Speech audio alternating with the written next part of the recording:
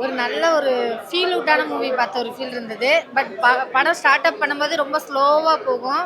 ஆனால் எண்டிங்கில் நம்மளுக்குள்ள நம்ம முன்னாடி அதாவது எப்படின்னா நம்ம ஸ்கூல் படிக்கிறதுலேருந்து வீட்டிலேருந்து ஒரு விஷயம் யோசிச்சுட்டே இருப்போம்ல, அந்த ஒரு விஷயத்த ஃபுல்ஃபில் பண்ண மாதிரி இருந்தது. உண்மையிலே சித்தார்த்தோட ஆக்டிங் சூப்பராக இருந்துச்சு. அது ஸ்கூல்லேருந்து திருப்பி காலேஜு, ஒர்க்கு, ஃபேமிலி அதெல்லாம் ஒரு ஒரு இது வரும்போது அவரோட கேரக்டர் மாறின விதம் ரொம்ப நல்லா இருந்தது. நான் ரொம்ப நாள் கழிச்சு ஒரு நல்ல ஃபீல் அவுட்டான ஒரு ஃபேமிலி மூவி பார்த்த மாதிரி ஒரு ஃபீல் இருந்தது. உங்களுக்கு ஃபைட் இருக்காது, ரொமான்ஸ்லாம் அந்த மாதிரி சீன்ஸ்லாம் அதிகமாக இருக்காது. அதே மாதிரி மாசு காட்டுறதுக்காண்டி தேட்டரில் போயிட்டு ஆய்வுன்னு கத்துற மாதிரி அந்த மாதிரி எதுவுமே இருக்காது. ஒரு நல்ல ஓல்டு மூவி, ஃபீல் அவுட்டான மூவி. ரொம்ப என்டர்டைன்மெண்ட்லாம் நீங்கள் பண்ண முடியாது. ஆனால் பட் நம்ம உள்ளுக்குள்ளே ஒரு ஃபீல் பண்ணிகிட்டே இருப்போம்ல, அந்த மாதிரி ஒரு ஃபீல் அவுட்டான மூவி மாதிரி. எனக்கு ஆக்சுவலி சித்தார்த் சாரோட ஃப்ரெண்டுன்னு சொல்லிட்டு ஒரு கேரக்டர் ஒன்று வரும். ஆக்சுவலி காலேஜ் படிக்கும்போது அவங்களோட ஆக்டிங் ரொம்ப நல்லா இருந்த மாதிரி இருந்தது, சூப்பராக இருந்துச்சு. அதை தாண்டி எனக்கு சரத்குமார் சாரோட ஆக்டிங் ரொம்ப சூப்பராக இருந்துச்சு. சரி,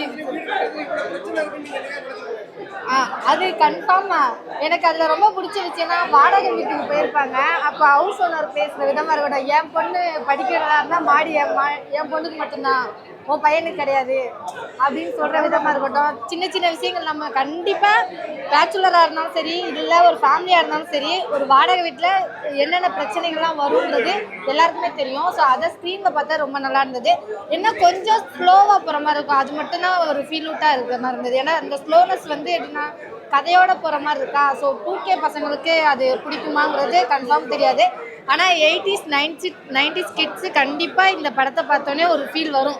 இந்த விஷயத்தில் நம்மளையும் இப்படி தான் இருந்தோம் அப்படிங்கிற ஒரு ஃபீல் இருக்கும்ல, அந்த ஃபீல் கம்பல்சரியாக நம்ம யோசிப்போம் படத்தில். ஸோ படம் ரொம்ப நல்லா இருந்தது, வாட்ச் பண்ணலாம். கண்டிப்பாக எல்லாருமே கண்டிப்பாக பார்க்க வேண்டிய வாழ்க்கையில் நடக்கக்கூடிய விஷயங்கள் அழகாக கேப்சர் பண்ணிக்கலாம். நல்லா இருந்துச்சு படம். என்ன சொல்ல வந்தாங்க படத்தில்? அந்த இவ்வளோ எமோஷன்ஸ் நிறைய இருந்தது இந்த படத்தில். உங்களுக்கு எது ரொம்ப ஸ்ட்ரிக்டாக இருந்துச்சு? எல்லாமே இல்லை, எல்லா மிடில் கிளாஸ் பீப்புளுக்கும் கனெக்ட் ஆகும்ல இந்த படம். எல்லாருக்குமே ஒரு கனவு இருக்குது, அந்த கனவை ஜெயிக்கணும்னு எல்லாருமே ஓடுறாங்க.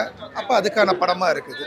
ஒரு வீடு வாங்குறதுல இவ்வளோ கஷ்டம் இருக்கும் அப்படிங்கிறது நம்ம யாருமே எக்ஸ்பெக்ட் பண்ணிருக்கோம். பட் இது கிட்டத்தட்ட இல்லை, எல்லாரும் எதிர்பார்க்குறதா ஒரு கஷ்டம் இருக்கும் தான். அந்த கஷ்டம் என்னங்கிறதான் காமிக்கிறாங்க. எல்லா குழந்தைங்களும் பார்க்கணும். ஆக்சுவலி லைக் மிடில் ஏஜில் இருக்கவங்க அவங்க பார்க்கணும். பேரண்ட்ஸ் எவ்வளோ போராடுறாங்க, நம்ம அந்த கோலுக்கு என்ன சப்போர்ட் பண்ணணுங்கிறது தெரிஞ்சுக்கணும்.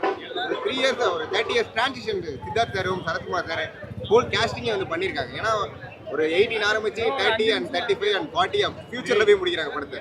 இது எப்படி இருந்தது உங்களுக்கு? அவங்களோட இந்த டிரான்சிஷனில் பார்க்க நல்லா இருந்தது? இல்லை, இது ஜேர்னி தானே. அந்த டிரான்சிஷன் எல்லாமே நல்லா பண்ணியிருக்காங்க. அதான் டேரக்டர் ரொம்ப நல்லா பண்ணியிருக்காங்க. எல்லாருமே அவங்கவுங்களோட வேலையை கரெக்டாக பண்ணியிருக்காங்க. 3BHK படம் பார்த்துட்டு வரேன். படத்தோட கதை என்னன்னா, ஒரு மிடில் கிளாஸ் ஃபேமிலி இருக்குல்ல, அவங்க ஒரு வீடு வாங்கணும்னா என்ன கஷ்டப்படுவாங்க, அதுதான் படத்தோட ஸ்டோரி. படம் பார்த்தீங்கன்னா பயங்கர யதார்த்தமாக எடுத்திருக்காங்க. உண்மையிலே நம்ம லைஃப்பில் நடக்கக்கூடிய அந்த ஒரு மிடில் கிளாஸ் ஃபேமிலிக்கு நடக்கக்கூடிய விஷயங்கள் எல்லாமே ரொம்ப டீட்டெயில்டாக காமிச்சிருக்காங்க. இப்போ ஒரு பணம் ரெடி பண்ணுறாங்கன்னா அதுக்கப்புறம் ஏதாவது ஒரு சின்ன விஷயம் நடந்துச்சுன்னா அவங்க கனவு போய் ரீச் பண்ண முடியல. அந்த விஷயங்கள்லாம் படத்தில் நல்லாவே காமிச்சிருக்காங்க.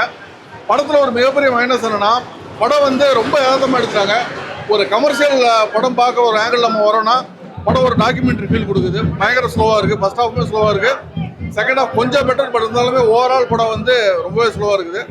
நீங்கள் ரொம்ப இந்த சீரியல்ஸ் அந்த மாதிரி இதை பார்க்கக்கூடிய ஆடியன்ஸு இந்த மாதிரி ஒரு ஸ்லோ பேஸ்ட் படம் பார்க்கணுன்னா அந்த ஆடியன்ஸுக்கு ஓகே. பட் ஜென்ரலாக ஒரு ஆடியன்ஸ் ரொம்ப ஃபாஸ்ட் பேஸ்டாக பார்க்கணுன்னு எதிர்பார்ப்பாங்க. அவங்களுக்கு இந்த படம் ஒரு மைனஸாக இருக்கும். ஆக்டிங் வைஸ் சரத்குமார் ரொம்பவே நல்லா நடிச்சிருக்காரு.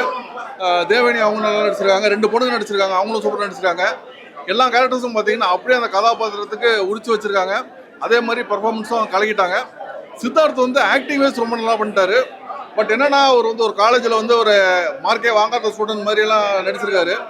நம்ம அவர் ஃபேஸை பார்க்கும்போது அவரை பார்த்தா அப்படிலாம் தெரியல.